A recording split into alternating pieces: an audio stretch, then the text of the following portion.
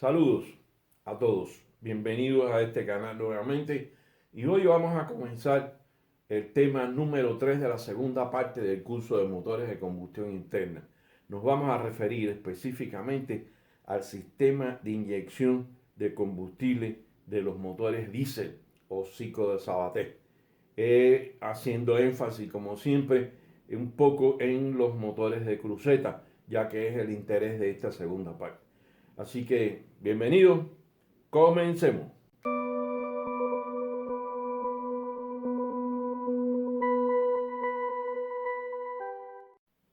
Todos los sistemas de inyección de combustible tienen una serie de partes muy definidas. No hay grandes cambios en ellos. En el caso de los buques de travesía, sí pueden encontrarse una diferencia con respecto a los motores diésel estacionarios o terrestres, pero en general las partes fundamentales del sistema de inyección son las mismas. Ahí tenemos el tanque de combustible, o sea, el tanque de almacenamiento de combustible. Tenemos los filtros de combustible, filtros finos también que se ponen para quitar las partículas de menor tamaño en el sistema de inyección de combustible de manera que esté totalmente limpio. Pueden haber en el caso de los motores marinos lo que se conocen como separadores centrífugos para eliminar los lodos de petróleo, algunas suciedades, eliminar el agua fundamentalmente en el caso de los bunkers que puede ser como se almacenan en tanques de doble fondo pueden venir con agua, es necesario quitarle esa agua. Ahí están los afartenos y una parte de los afartenos cuando son inestables se quedan los purificadores centrífugos y los ensucian muy rápidamente. Por eso que se crearon los purificadores centrífugos autolimpiables que cada cierta parte, cierto tiempo de trabajo automáticamente funcionan y se abren las tazas del purificador para que salgan las suciedades. Pero incluso cuando los afartenos son muy inestables ya ni los centrifugadores pueden trabajar adecuadamente a la limpieza, hay que estar parando para limpiar. En los tanques de combustible de los barcos tenemos lo que se conoce también como un tanque, un tanque de separación, donde el combustible para separar el agua libre que pueda tener se mantiene ahí en una temperatura de 60, 70 grados centígrados, de manera tal que el agua se decante. El problema se encuentra en las emulsiones cuando el agua está emulsionada en forma de gotas muy pequeñas dentro del combustible, entonces a veces ni el separador centrífugo puede utilizarse. Eso trajo unos problemas y por eso en una época empezaron a utilizarse mucho en las instalaciones navales que trabajaban con combustibles pesados, lo que se conocían o las que se conocen, porque todavía en algunos lugares se usan las emulsiones agua fuel, agua combustible, para que pueda trabajar el motor más eficientemente, pero eso es otro proceso que sucede en la combustión, del cual, aunque lo conozco, no vamos a hablar de eso en esta parte del curso, es algo muy específico. Vamos a tener las bombas de combustible de transferencia, o sea, es la que se encarga de hacer circular el combustible por todo el sistema hasta llegar a las bombas de alta presión. Y como siempre van a haber dos bombas, la bomba de respeto, la bomba normal de funcionamiento y la bomba de inyección de alta presión que vamos a ver en la clase, más las tuberías de los inyectores que van hasta de la bomba al inyector, hacen la conexión de la bomba al inyector y los inyectores con la tobera, que vamos a ver también cómo funciona, cuál es su principio básico de trabajo en forma general, no, pues no estamos estudiando al detalle los, como quiero decir, los detalles del propio sistema de inyección, sino cómo trabaja en general en su conjunto, que es lo que nos interesa. Ya lo otro se trata en laboratorios de inyección que son muy específicos y que si alguna vez tocamos ese tema, bueno, pues ya hablaremos de eso en detalle. Esas son las partes fundamentales del sistema de inyección de combustible y que van a estar presentes de una forma u otra prácticamente en todos los sistemas de inyección de combustible, pero con mayor rigor y con mayor cantidad de componentes en los sistemas de combustible de los motores de vástago y crucetas, bien sean instalaciones terrestres, que no son muchas, o en los barcos.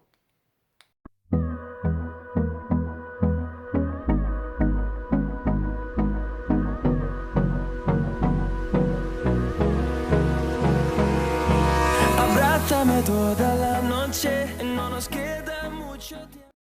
Ahora bien, entrando ya en el sistema de inyección propiamente. Las funciones del sistema de inyección se pueden resumir en cuatro. Son cuatro funciones básicas. La primera y fundamental es suministrar de forma constante, pero dosificada de manera o igual para todos los cilindros y de forma pulverizada el combustible. Esto es muy importante. No, es la primera función. El sistema de inyección de combustible debe garantizar, primero, que se atomice el combustible. Segundo, que la dosis de combustible que se aplica sea similar para todos los cilindros, para que el motor trabaje equilibrado y parejo. Y que igualmente permita el trabajo estable del motor. Ahora, tiene otras funciones. Sería asegurar la presión de inyección. Si el sistema de inyección de combustible para los motores diésel no asegura que la presión de inyección sea igual para todos los cilindros o no alcance los valores de presión para lo cual está diseñada la inyección de combustible, el motor va a funcionar muy mal y va a estar lleno de fallas. Va a producir humo, no va a dar la potencia requerida, no va a responder a los cambios de régimen y esto no es admisible en el sistema de inyección. Por otro lado, debe tener la posibilidad de adelantar o atrasar la inyección de combustible, bien sea en bombas múltiples, como vamos a ver más adelante, o bien sea en bombas individuales. Esto es sumamente importante. ¿Por qué? Porque, como dijimos, la mezcla es cualitativa, el proceso tiene sus etapas, vamos a retocar eso más adelante, ya lo vimos en clases anteriores, cuando hablamos del fuel como combustible, el fuel, el bunker como combustible, pero es importantísimo que a veces, por desgaste, si la inyección del combustible se atrasa o se adelanta, va a haber un cilindro que va a funcionar de manera impropia con respecto a los demás. Y esto se puede corregir precisamente provocando el avance o el retraso de la inyección. Sobre todo en los motores de vástago y de cruceta. Son motores tan grandes, son bombas de inyección muy grandes, son individuales, estas bombas, una para cada cilindro, y entonces el sistema de combustión o la combustión se controla muy cuidadosamente mediante lo que se conocen como diagramas indicados. Y es posible que se equilibre, que la presión de combustión sea la misma en todos los cilindros, si la bomba de combustión, la bomba de inyección de combustible, perdón, permite el ajuste de la misma para que la dosificación no solo sea la misma dosificación en todos los cilindros, sino que se produzca en el mismo tiempo del proceso de combustión en todos los cilindros. Esto es sumamente importante. Y por último, algo que ya hemos dicho que es válida para todas las piezas del motor, que es asegurar el funcionamiento constante, continuo y prolongado del sistema de inyección de combustible. Una de las piezas que debe estar funcionando igual siempre con un mínimo de desgaste, con un mínimo de efecto, es el sistema de inyección de combustible, porque de ahí parte que el motor tenga un funcionamiento estable y continuo, por lo tanto deben ser piezas resistentes y deben ser piezas de larga duración.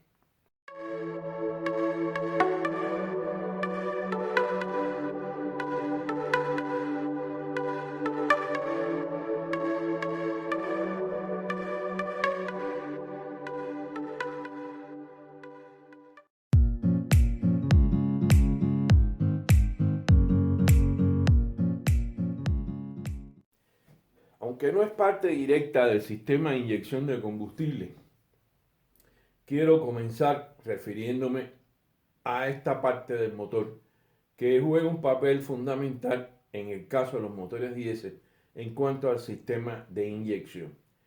Esto se refiere a las cámaras de inyección de combustible o cámaras de combustión. A lo largo del desarrollo de los motores de combustión interna se ha tratado de muchas formas de mejorar lo que es el proceso de inyección y mezcla de combustible con el aire que va a participar en dicho proceso. Recuerden que siempre les he explicado que en los motores diésel la combustión es un proceso cualitativo y no cuantitativo. Por lo tanto, se han hecho esfuerzos en buscar formas de cámaras de combustión que permitan que una vez que se inyecte el combustible, la formación de la mezcla sea lo mejor posible. Entonces vamos a referirnos a algunos tipos específicos. Por ejemplo, esta que está aquí, la inyección de combustible va a actuar sobre una forma cóncava que tiene la corona del pistón. O sea, se hace la corona del pistón más gruesa y aquí tenemos una forma cóncava donde se hace la inyección del combustible. En cierta medida es una especie de inyección directa, porque después tenemos pistones donde lo que se le hace en una forma toroidal, que se llama, y entonces la inyección del combustible recae sobre esa forma toroidal, pero lo que está buscando es provocar un torbellino de chorro de combustible sobre la cámara de combustión que está básicamente conformada en la propia corona del pistón. Tenemos lo que son las cámaras de inyección indirecta, donde la inyección del combustible va directamente sobre una cámara donde hace una turbulencia y aquí se desarrolla el proceso de combustión sobre la corona del pistón.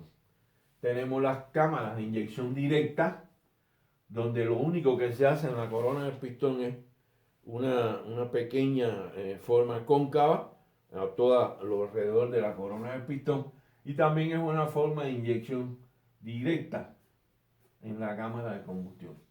Tenemos las cámaras de combustión de turbulencia, eh, que son las cámaras donde se inyecta el combustible, pero como la compresión del aire durante el proceso de compresión está que al entrar a la cámara de turbulencia lo que se forma es un torbellino dentro de la cámara de turbulencia.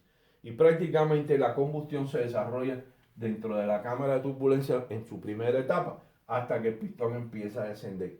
Y por último, una cámara que se desarrolló pero que en realidad no se usa son las cámaras de preencendido, donde se hace una especie parecida a la cámara de turbulencia, pero con una bujía de calor que contribuye a que una vez que se inyecte el combustible, ya esa cámara esté caliente y entonces la combustión se desarrolla dentro de esa cámara y se abre hacia la corona del pistón posteriormente mediante una pequeña válvula de mariposa.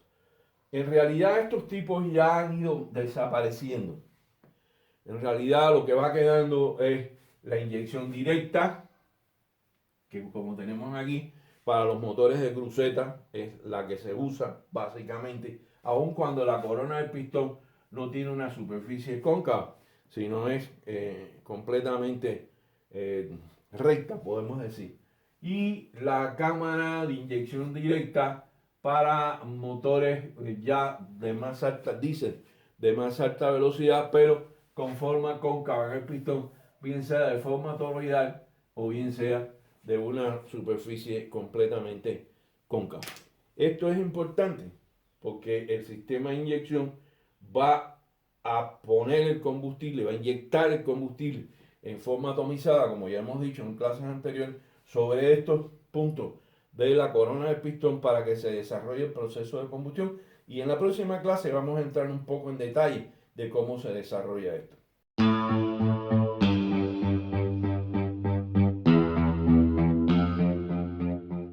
Las bombas de inyección, desde el punto de vista de estructura general, pueden ser de tres tipos.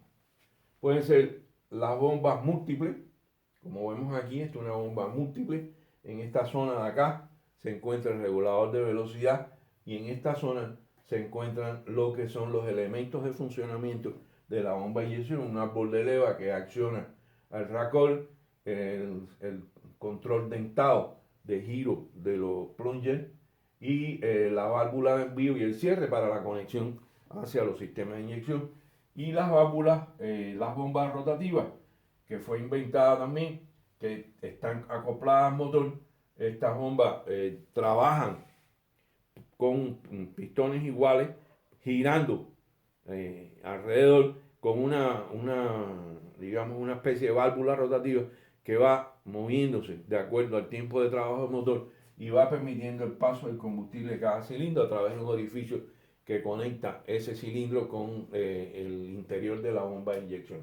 Y por último, una bomba de inyección, que vamos a ver ahora un poquito más adelante, que es lo que se conoce como una bomba de inyección individual. Y es que es como si fuéramos, seccionáramos esta bomba de inyección múltiple en los 6 cilindros y cada cilindro tuviera una bomba individual. Esto se hace en la misma medida que han ido creciendo la potencia de los motores, el tamaño de los cilindros. Y entonces ya una bomba de este tipo se convierte en un mecanismo muy complicado, una bomba muy grande, una bomba muy pesada y muy difícil de trabajar con ella, muy difícil de regular cualquier cosa que se vaya a hacer. Y entonces se llegó a la conclusión de que lo mejor era hacer bombas individuales y cada bomba individual puede reemplazarse muy fácilmente si fuera necesario y puede ajustarse. Hay que decir que todas las bombas, tanto una como otra, la múltiple, la bomba circular, la bomba cilíndrica y la bomba individual, se llevan a calibrar a bancos de prueba, donde se ajusta la dosificación para cada cilindro y que el trabajo del plunger sea adecuadamente sin fugas, etcétera, etcétera.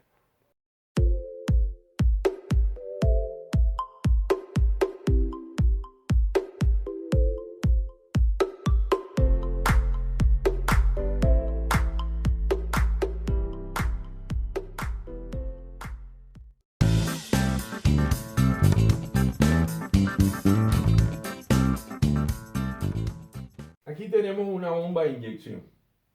Esto es una bomba de inyección individual. Y aquí tenemos lo que se conoce como una unidad inyectora, que es otro tipo de bomba, una unidad bomba inyector, que veremos sus detalles constructivos un poco más adelante, ya casi al final de la clase. Ahora, esta bomba es la más interesante. Esta bomba tiene varias partes. En primer lugar, tiene el racor de salida, a donde van conectados los tubos que van de la bomba al inyector. Tiene un resorte con lo que se conoce como la válvula de corte, la válvula compensadora o la válvula de envío, que va cargada con un resorte fuertemente. Con su función es que una vez que termina el proceso de inyección con alta presión en el cilindro de la bomba, no permita el retorno del combustible que ya está en la línea hacia el inyector. Hay que decir que como se trabaja con presiones tan altas, los tiempos de retorno, cambios de presión, etcétera, etcétera, son muy cortos y por lo tanto esta válvula tiene que accionar muy rápidamente para evitar un retorno de la presión del inyector hacia la bomba cuando este no haya abierto o incluso cuando termina de trabajar. Ya como parte fundamental, que es esta que está aquí, es lo que se conoce como par de precisión, plunger and barrel, cilindro y pistón de la bomba de inyección, que tiene sus características muy especiales. Como vamos a ver, este émbolo tiene un corte helicoidal y una ranura vertical. O sea, este es el corte helicoidal, que puede ser de varias formas. Esta es la ranura vertical. Y aquí tiene un cuello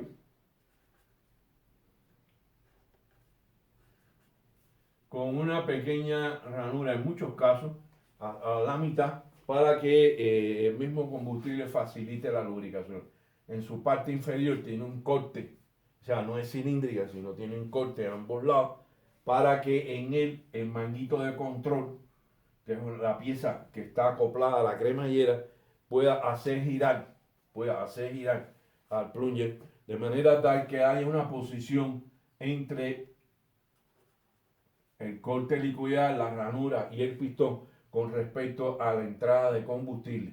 Un tornillo fijador, la entrada de combustible y un resorte recuperador que cuando la leva deja de actuar sobre el disco de control que acciona el resorte, automáticamente el plunger baje hacia su punto muerto inferior.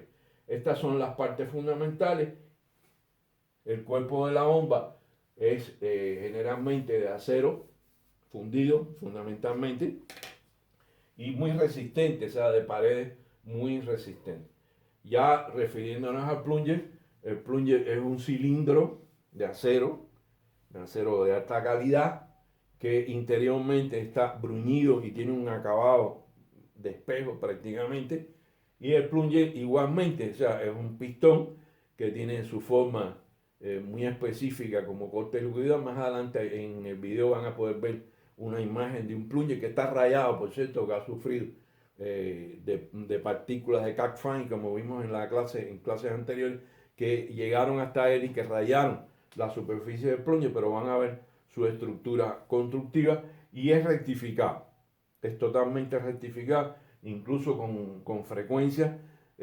Ya en los trabajos de reparación, en los laboratorios de inyección diésel, porque no se trabaja en cualquier taller mecánico, sino tiene que ser un laboratorio de inyección diésel, se hace el lapeado conjunto del cilindro y el pistón, o sea, por eso se llama plunger and barrel. Y aunque en algunos talleres o en algunos laboratorios, mejor dicho, se bruñen todos los cilindros, se rectifican todos los cilindros y después se casan unos con otros según medidas que se van controlando durante todo el proceso, lo ideal es que no cambie de un plunger para otro cilindro, sino que se mantengan hasta donde sea totalmente posible, o la mayor parte posible, cada cilindro con su pistón en particular. ¿Por qué? Porque durante el trabajo, aunque parezca que no, como está sometido a tan altas presiones, pueden ser en el orden de las 200 o hasta los 1500 kilogramos por centímetro cuadrado de presión en el sistema de inyección, lo que lo logra precisamente Plunger and Barrel, se puede provocar, como no trabaja girando, ni trabaja en una posición fija, sino como trabaja girando de manera alterna durante el funcionamiento del motor y en los cambios de regímenes del mismo, se puede provocar la ovalidad, tanto en el cilindro como en el pistón, se puede provocar la conicidad más de lo que normalmente debe ser, pues siempre va a tener una ligera conicidad, y esto pues al cambiar el cilindro con el plunger pues ya tiene dificultad. Así que normalmente en las instalaciones lo que se hace es que se bruñen uno con otro con una pasta de esmerir muy fina, y ya en los laboratorios entonces sí, a veces el proceso es más largo, sino se miden todos, se casan todos, se rectifican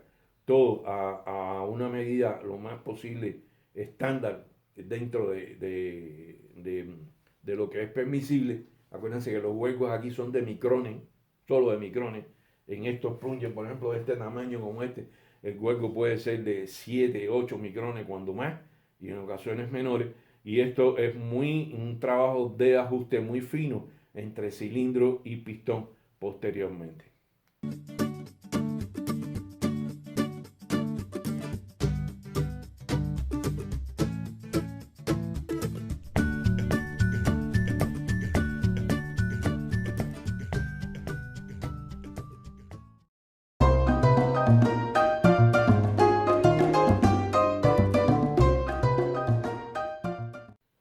En esta imagen tenemos ya lo que es el plunger, la parte superior del plunger con la camisa del cilindro y el agujero de entrada de combustible, y alrededor en el cuerpo de la bomba hay una canal que permite que esté rodeado de combustible.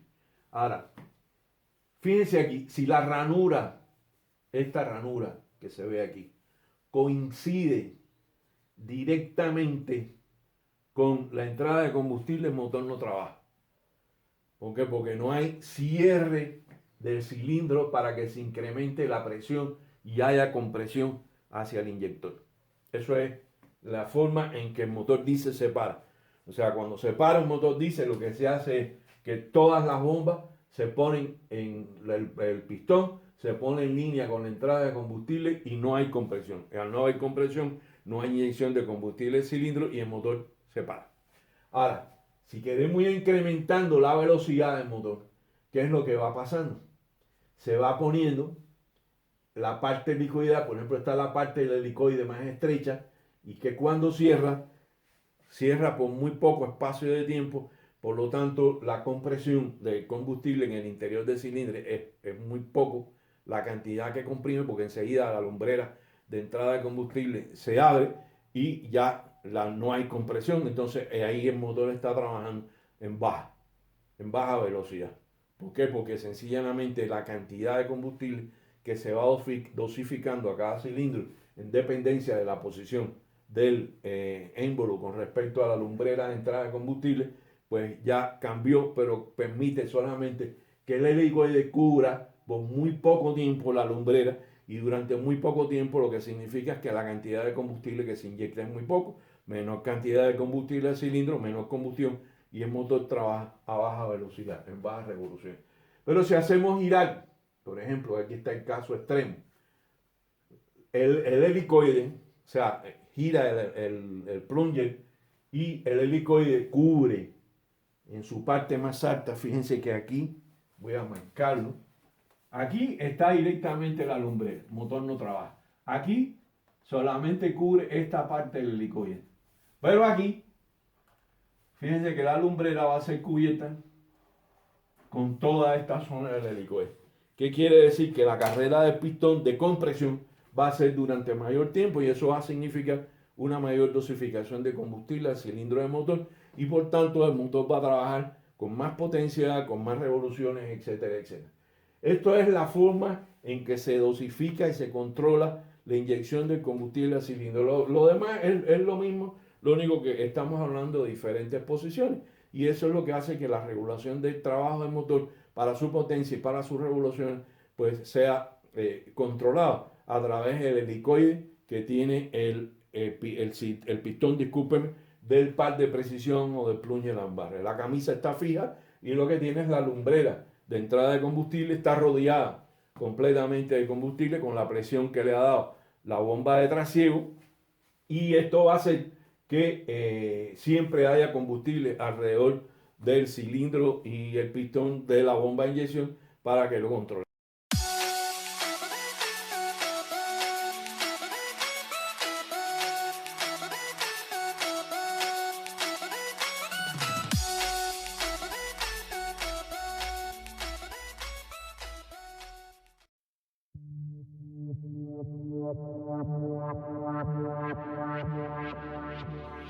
Los pistones pueden ser de diferentes formas, que son estas que están aquí. Aquí esta forma permite inicio constante y final variable. O sea, siempre va a empezar cuando el pistón llega a la lumbrera y cierre la entrada del combustible, va a empezar la compresión. Pero la posición del helicoide va a cambiar de manera tal que entonces el final será variable. O sea, inicio constante, final variable. Aquí es otro tipo de pistón. Este se utiliza básicamente en motores que trabajan en un régimen continuo. Aunque se lo pueden encontrar con mucha frecuencia en motores diésel donde pueden tener cambios de régimen, pero en plantas eléctricas, por ejemplo, que trabajan un régimen continuo, siempre se van a encontrar el tipo de inicio constante y final variable. Aquí tenemos el que inicio variable y final constante. Quiere decir que lo que cambia es la posición del helicoide, pero por la parte de arriba, y va cubriendo la lumbrera de entrada de combustible siempre de diferente manera según la posición del plunger con respecto a la lumbrera y el helicoide con respecto a la lumbrera. Pero siempre va a terminar en el mismo punto, porque la parte de abajo es totalmente recta. O sea, el final, inicio variable, final constante, y se utiliza mucho en los motores que están acoplados directamente a los ejes, en lanchas, barcos que están acoplados directamente a los ejes, que no hay hélices de paso regular ni tienen ningún tipo de embrague que lo hace, sino están acoplados directamente a la hélice. Y por último, lo que se conoce como plunger de final variable e inicio variable. O sea, aquí varía la inición y varía el final. Y entonces es una forma de controlar la inyección, pero que se utiliza mucho en motores de combustión interna que tienen variaciones de revoluciones continuamente.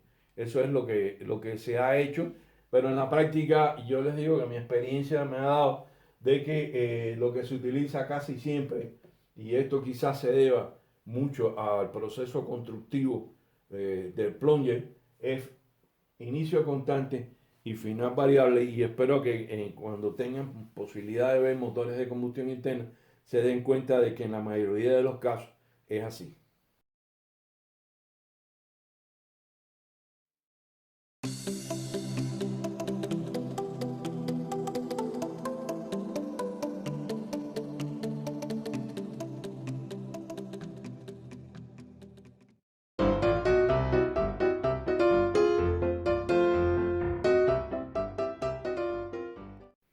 Quiero referirme muy rápidamente a lo que son las tuberías de inyección de alta presión. O sea, la bomba de inyección de alta presión se conecta con el inyector mediante tubería. El diámetro de esas tuberías es muy fino, el espesor de las paredes es reforzado, son tuberías de acero. En los extremos tienen unos conos que se ajustan al cierre de los racores para evitar las fugas de combustible, ya que la fuga de combustible sería un fallo del sistema de inyección y traería consecuencias en el funcionamiento del motor. Pero un detalle interesante es que no en todos los motores la longitud de la tubería de inyección de combustible es la misma y cambia, puede cambiar.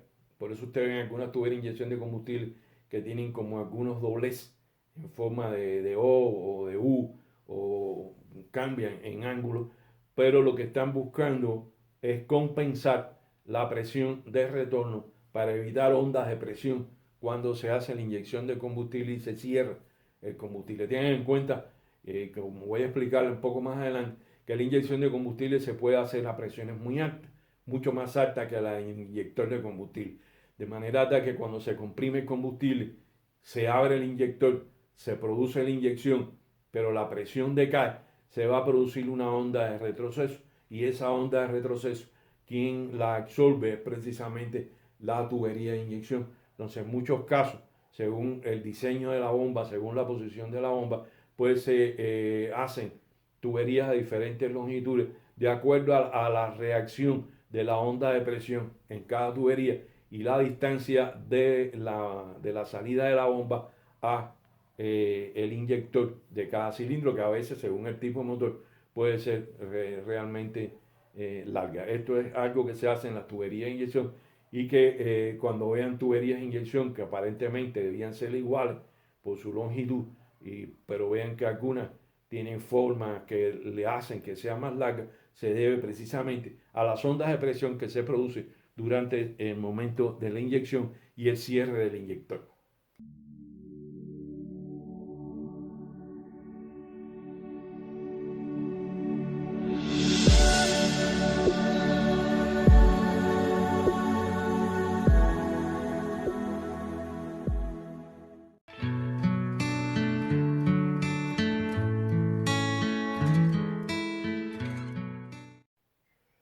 La otra parte muy importante del sistema de inyección de combustible son los inyectores.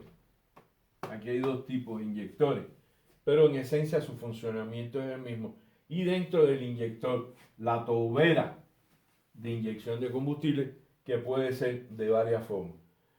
Pueden ser de tetón, como aquí, tiene un solo orificio y tiene un tetón sobresaliente, el vástago de la tobera. O sea, la tobera es un cuerpo también muy parecido al plunger, pero al par de precisión, pero lo que tiene es la aguja del inyector de la tobera o el vástago de la tobera para efectuar el cierre. Aquí es de tetón con un solo orificio, aquí es de orificios múltiples y la aguja es con punta y tiene sencillamente ajuste para cierre hermético que no permita la apertura.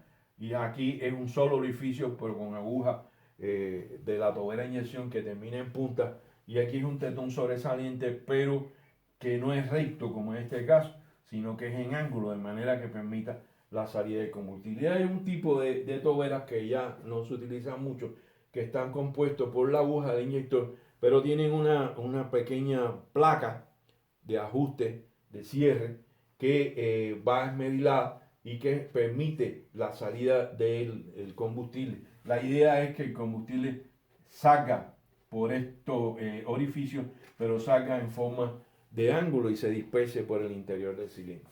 Hay que decir que el inyector trabaja solo a la presión. O sea, la aguja de la tobera se abre por la presión de combustible que viene de la bomba. Vamos a ver. O sea, aquí está la conexión de entrada al inyector. Viene por este conducto. Vamos a dibujarlo. O sea, aquí entra el combustible. Y viene por este conducto en el interior del inyector. hasta el asiento de la tobera de inyección. Viene por dos conductos, ¿no?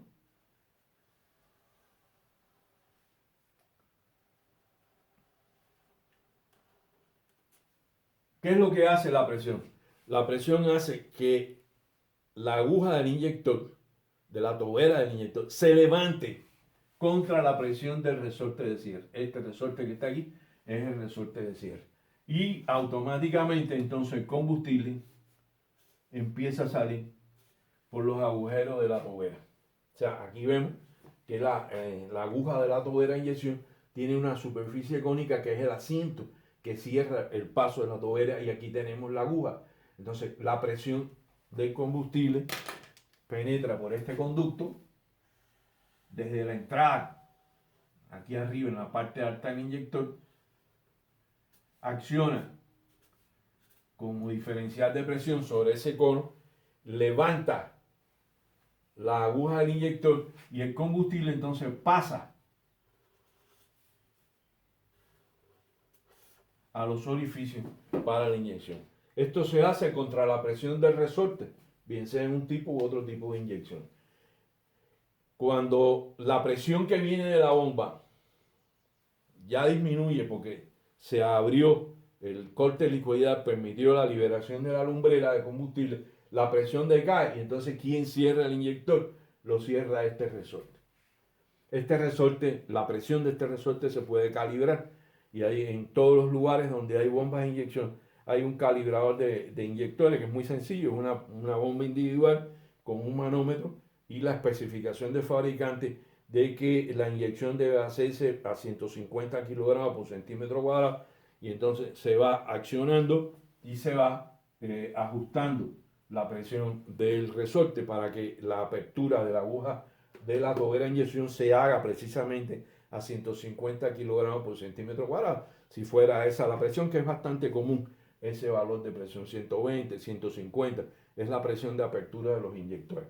Por eso la presión de inyección tiene que ser muy alta desde la bomba, porque no solo tiene que vencer las resistencias interiores de la bomba, sino tiene que vencer las resistencias de la tubería interior. Las tuberías de combustible son de muy poco diámetro, y además tiene que vencer la resistencia del resorte. Por lo tanto, no puede ser la presión de la bomba de inyección la misma que se regula el inyector, porque además de eso tiene que salir por orificios muy pequeños para asegurar la atomización, como vemos en esta imagen de aquí abajo. Miren aquí cómo es un chorro adecuado de combustible de un inyector, y miren aquí cuando el inyector falla. Que las fallas pueden ser por ensuciamiento de los agujeros, por taponamiento, pueden ser precisamente por mal ajuste del inyector, puede ser por mal asiento de la válvula aguja de la tobera que permite el goteo, o cuando se abre, perdón, no se abre correctamente y entonces crea dificultad en el sistema de inyección. Incluso después que se cierra la bomba de inyección, cierra el paso de combustible y termina el envío, si la válvula aguja no cierra bien, pues como aquí se va a quedar combustible con cierta presión, empieza a gotear, y entonces lo que va pasando es que la dosificación de combustible ya está fuera de control y ese cilindro va a trabajar muy mal. Entonces aquí tenemos el inyector, las funciones del inyector, tenemos los tipos de agujas de tobera, con las toberas y la forma en que el combustible sale por un orificio, por varios orificios, y una visión más clara de cómo debe ser la inyección del combustible para que sea correcta y cómo debe salir el chorro de combustible, que vamos a ver en la próxima clase un poco más en detalle. En la próxima no, sí, en la próxima clase un poco más en detalle cómo debe ser la atomización del combustible para que se produzca la combustión adecuadamente.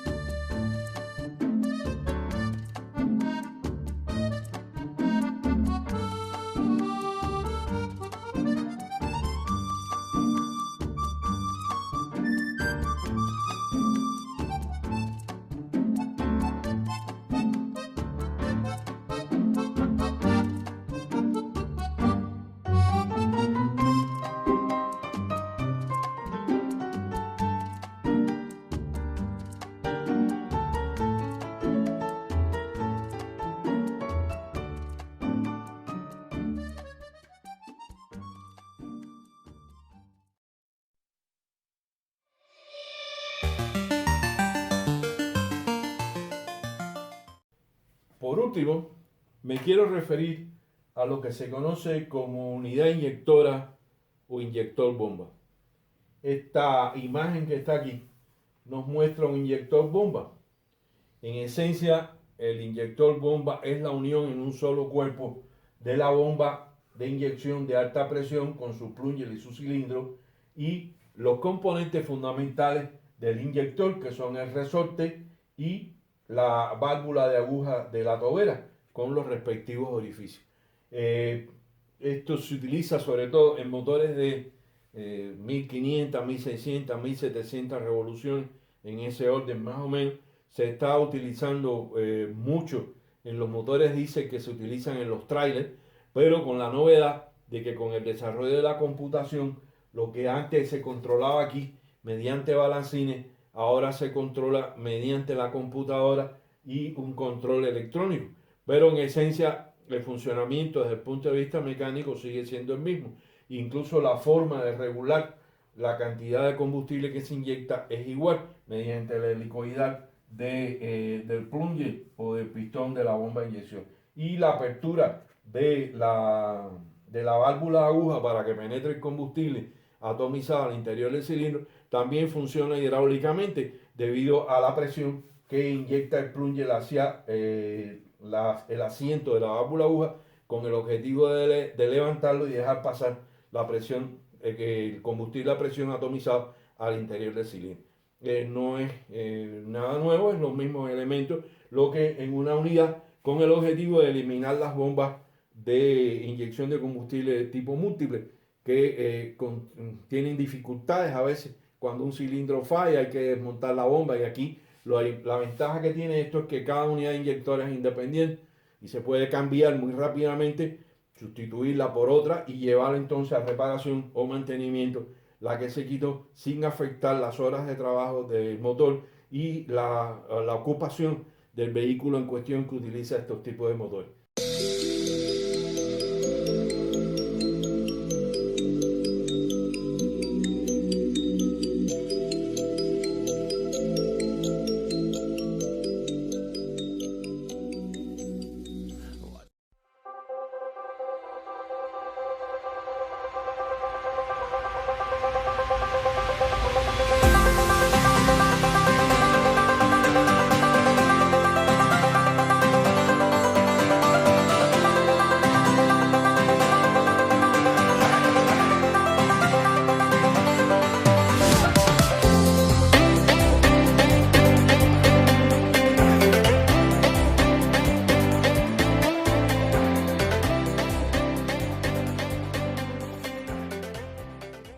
Este es todo el contenido de la clase que queríamos dar hoy. O sea, el sistema de inyección de combustible con sus componentes fundamentales, las funciones del sistema de inyección de combustible, específicamente cómo trabaja lo que es la bomba de inyección de combustible, la bomba de alta presión y cómo trabaja el inyector y la importancia del funcionamiento adecuado de él.